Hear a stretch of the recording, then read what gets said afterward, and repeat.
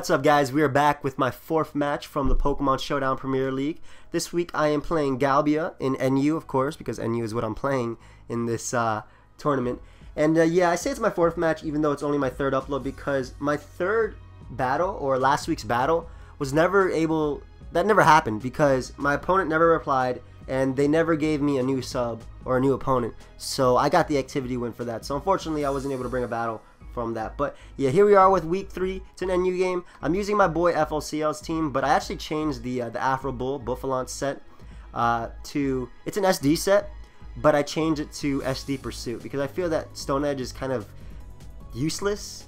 Not useless, but there's not really much better you could put there, but I figured Pursuit would be good just because you can kill or knock out Rotom Wash and Miss Magius, who generally switch out versus this bull since it's so bulky and they can't hit it with their Shadow Ball. So I'm going to lead off with Uxie as he ends up leading off with Rotom. I know that he can't OHKO me with any one move, so just going to go for my Stealth Rocks as he ends up going for the Shadow Ball. And going to make the really safe switch into Buffalon, as if he did stay in and go for Shadow Ball, I would be able to knock him out with Stealth Rocks plus the Pursuit. So ends up going out into Garbodor, probably predicting my Buffalon, as he is able to get up a layer of Toxic Spikes. I'm going to go for the Earthquake, getting off a nice amount of damage, as I don't want to take a Drain Punch or a Gunk Shot. So going to go out to my Uxie, which should be able to tank both of those and outspeed him and go for Psychic. So going to go for that Psychic as he ends up bringing out his Kling Clang. And I'm actually going to go for a double Psychic, because if he did decide to sub here, I could always go into my Rotom and Volt Switch out, and Hariyama could take a hit, etc, etc, and same thing with Pharaoh Seed. So he actually pulled a double into his Rotom, more than likely checking if I wanted to go out to Pharaoh Seed right there, which leads me to believe that he does not have Substitute on his Kling Clang, which is good knowledge to know. So he goes out to his Rotom.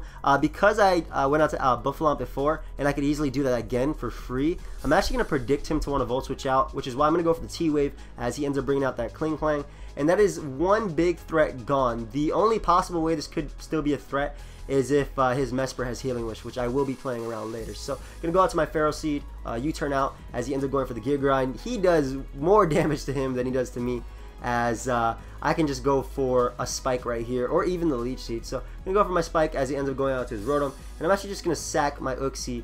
That way I can get the free switch into my Buffalon. He ends up going right for the Shadow Ball, so that's great. If he went for Trick right there, I would be able to outspeed him and hit him with a Psychic and knock him out. So I'm going to go out to my Buffalon. Lumberry is going to take its place, and I'm basically able to knock out that Rotom with the Pursuit, as now he's going to go out to Kangaskhan. I know that Buffalon is so bulky, it can take an Adamant Fake Out plus a Double Edge, so I'm actually going to stay in right here, sacking my Buffalon. That way I can get rid of this Kangaskhan, as I'm able to tank the Double Edge and knock him out with the Head Charge. So now he's going to go out to his Garbodor.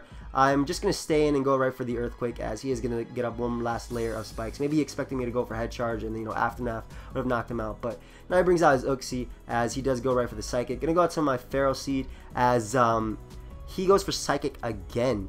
Now, he actually told me after the match that he was not Choice Lock, so he did have HP Fire. But maybe he was scouting for the Protect to see if I wanted to scout for that. But either way, I just go for a Leech Seed, and right here he's actually going to pull a switch out into Gator, probably predicting my Protect, as he probably has the Super Power. But either way, I'm just going to go for a Leech Seed again. I can tank a Super Power, as he ends up going right back out into his Mesprit.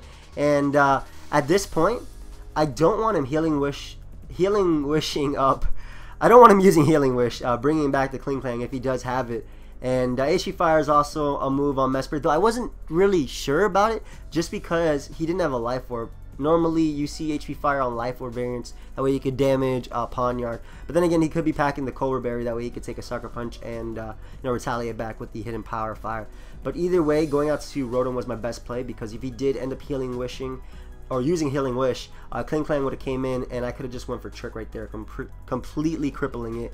And with Pharaoh Seed in the back, I would have been fine. So he ends up going for the HP Fire, revealing it. And at this point, I can just go right for the Thunderbolt, as it will be able to knock out basically every single member of his team. So he ends up going out to Kling Clang, probably hoping that I go for Shadow Ball. That way he could go out to Gator, that being his only choice. But no, I went right for the Thunderbolt. And yeah, I'm able to basically knock out the last 3 Pokemon that he has. So yeah, good game, Galbia. Had I known he wasn't choiced, I definitely would have protected with my Pharaoh Seed and double, but he never revealed that, so I don't know, maybe he could have revealed that. But either way, it was a good game. Guys, leave a like if you enjoyed, and yeah, until next time, later.